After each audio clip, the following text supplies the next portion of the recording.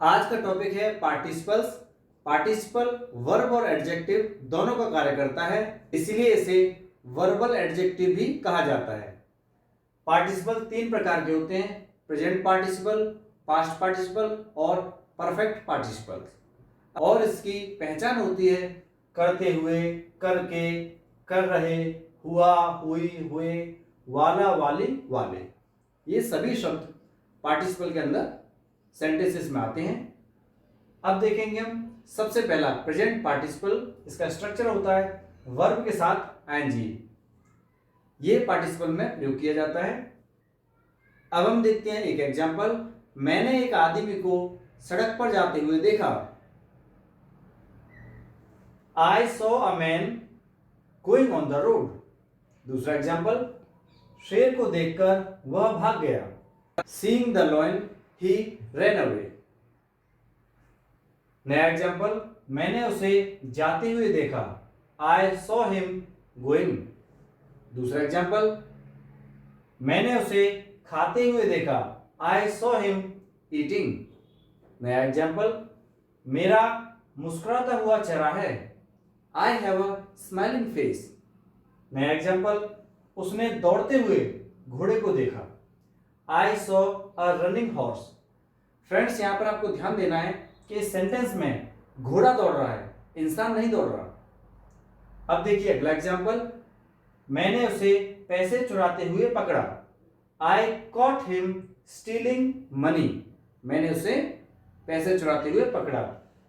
ये sentence past indefinite का है और ये आगे स्टीलिंग मनी, ये पार्टिसिपल है। नया एग्जांपल, सुमन एक कार्य करने वाली महिला है। कार्य करने वाली महिला मतलब कामकाजी महिला है। सुमन इज अ वर्किंग लेडी। अब हम देखेंगे नया रूल। एक कार्य के दौरान जब दूसरा कार्य स्टार्ट हो जाता है तब हम कैसे सेंटेंस को बनाते हैं वो देखेंगे, और ये इंग्लिश स्पोकन में बहुत ज्यादा जरूरी है। जैसे पढ़ते पढ़ते वह सो गया। While reading he slept। अब हम देखेंगे नया एग्जांपल, खाते खाते वह गिर गया। While eating he fell down। दूसरा एग्जांपल, बैठते बैठते हाथी बैठ गया। हम ऐसा ही बोल सकते हैं, हाथी बैठते बैठते बैठ गया, चाहे ऐसा हो, दोनों का अर्थ सेम है। जब हम इसे इंग्लिश में ट्रांसलेट करेंगे, While sitting elephant sat, इस तरह से ट्रांसलेट कर सकते हैं। नया एग्जांपल, रोते रोते बच्चा सो गया। While weeping child slept। रोते रोते बच्चा सो गया। अब हम देखेंगे नया एग्जांपल, दौड़ते दौड़ते वह फिसल गया। While running he slipped। दौड़ते दौड़ते वह फिसल गया।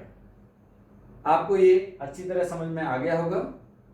अब हम देखेंगे पास्ट पार्टिसिपल, और इसका स्ट्रक्चर होता है वर्ब के साथ थर्ड फॉर्म। और आइए देखते हैं कुछ एग्जांपल। उसने एक गिरा हुआ पेड़ देखा। ये जो सेंटेंस है ये पास्ट इंडेफिनिट का है, और जब हम इसे ट्रांसलेट करेंगे, ही सॉ अ फॉलन ट्री, तो फॉलन सॉ उसने देखा, अ फॉलन ट्री, फॉलन मान रहे गिरा हुआ पेड़। फॉलन ट्री मींस गिरा हुआ पेड़, तो ही सॉ अ फॉलन ट्री, उसने गिरा हुआ पेड़ देखा। ये हमने यहां पर थर्ड फॉर्म लगा दिया। और दूसरा एग्जांपल, उसने एक मरा हुआ शेर देखा। He saw a died lion. Died माने मरा हुआ शेर उसने देखा। अब हम देखेंगे नया एग्जांपल, मुरझाए हुए फूल खुशबू नहीं देते, तो faded flowers do not give fragrance. नया एग्जांपल, हमें सड़े हुए फल नहीं खाना चाहिए। We should not eat rotten fruits. Burned child dreads the fire. हम पढ़ेंगे परफेक्ट पार्टिसिपल के बारे में।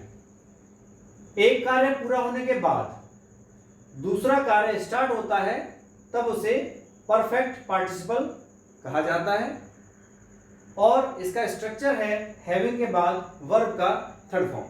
अब कुछ एग्जांपल, नहाकर मैंने भगवान की पूजा की।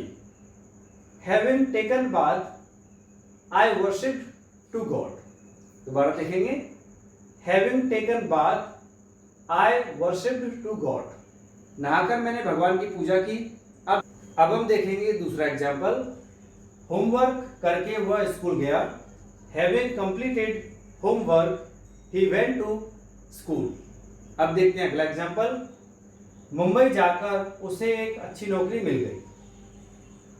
Having gone to Mumbai he got a good job. एक नया रूल, यह कोर्स किए जाने पर उसे एक अच्छी नौकरी मिल गई। इस तरह का कोई सेंटेंस अगर होता है तो उसे बीइंग डन दिस कोर्स, या कह सकते हैं on being done this course, या फिर having been done this course he got a good job.